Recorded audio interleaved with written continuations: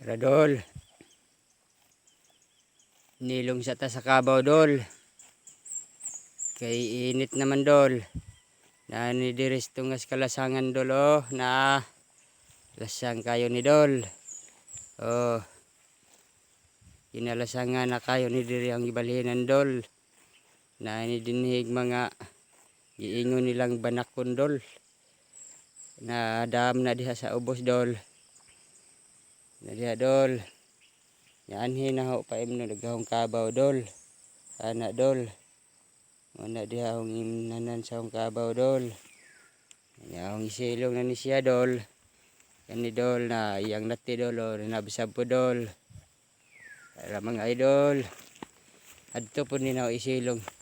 Dito dol na murag langob na diha dol. Na dol. Pero di na siya langob dol. Mga kahoy ra na siya dol. Mga kahoy na siya dol nga murag pultahan og langob dol. Ya sapa man na siya ngadto dol. Na diha dol sapa nga gamay dol. Ya ari po dol diha dol. Na mga kahoy po na siya dol nga mura po na siya langob pultahan dol. Na dol makita na da dol.